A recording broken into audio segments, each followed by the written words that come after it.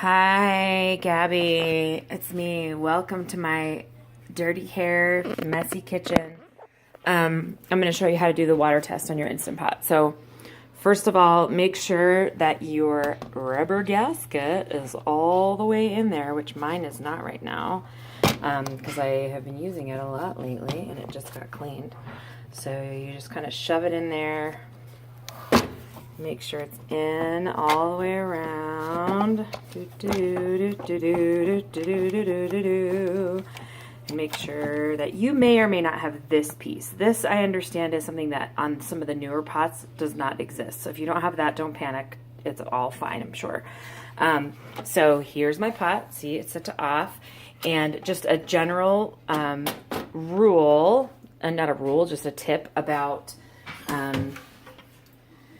anything you do in the Instant Pot. If you go from all cold ingredients, it's going to take a lot longer to come up to pressure. So for this test in particular, I'm going to use as hot a water as will come out of my faucet so that this all will happen quicker. So basically all we're doing is making sure that the pot works and will come up to pressure so that if there's a problem, you can contact Amazon and they can get you a new one. So I have my sink. Check out my yellow sink. My house was built in 1959, and look at my Fabo linoleum, original linoleum floors, and Fabo tiled countertop that I hate, and my beautiful cabinets. But yellow sink, y'all. It's rad. So, okay, so the water's hot now, so I'm going to put in just a cup of water. That's really all you need. I see all these funny posts on those big groups of people like, I put in 4 or 5 cups of water, and it's ice cold water and it's taking 25 minutes to come up to pressure. What did I do wrong? So then you put your lid on. So there are 2 little arrows. Do you see them? I don't know. I can't really see it on the bottom. Can you see it? Okay, so here's the one on the bottom.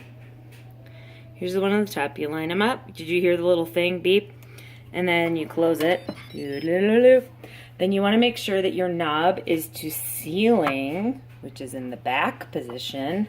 See, venting, sealing. And then I'm going to say manual. 4 minutes is fine. I probably need less than that. I'm just going to do 2 minutes, and that's it. And you just leave it. So now what's going to happen is the pot's going to start up. It's going to heat up. So in just a second here, it's just going to say on. See, so it says on. That means it's heating up and coming to pressure. And I'll be back in just a second. Okay, so as this starts to happen, you may hear sound or see steam that's happening. And see that little silver valve is starting to move around in there a little bit? Eventually, it's going to pop up. And that means, like it just did, oh, I have such good timing.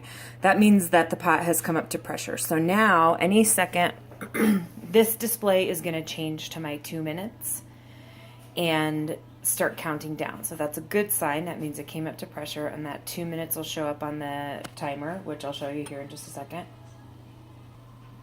Okay, so there you go. It was about, maybe like 15 seconds later, it turned to 2. So it's going to count down, and then it'll just beep when it's done, and those 2 minutes will count down here in 2 minutes.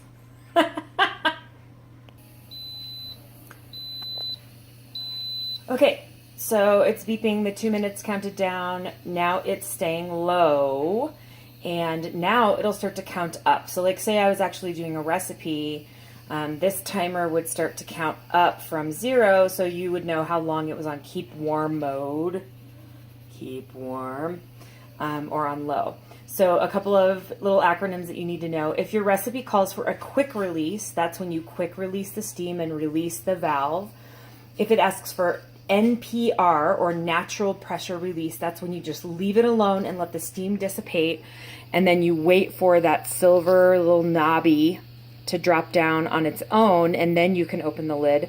That's really beneficial, especially for meat. I know you said you were really interested in meat, so natural pressure release is very important for meat because it allows the meat to kind of absorb some of the juices again. If you do quick release with meat, sometimes the meat turns out kind of dry. We had that experience this week. So here is a quick release. Ready? I usually do this with like a utensil. Holy moly. So there it is. Okay, so as the pressure starts to release more and more and more and more, it'll kind of slow down. You can see that it's not a geyser anymore coming out of there. That pin will drop down. Here's Clara. Hi, Clara. We're making a video. So that pin will drop down, and sometimes I kind of get impatient. I usually don't use my finger, but I'll use something and kind of knock it and see if I can get it to go down. Yeah, so there it went down, and then you can open the lid and you hear the delightful. And then that means you're done. There you go. Water test, lady. Bye.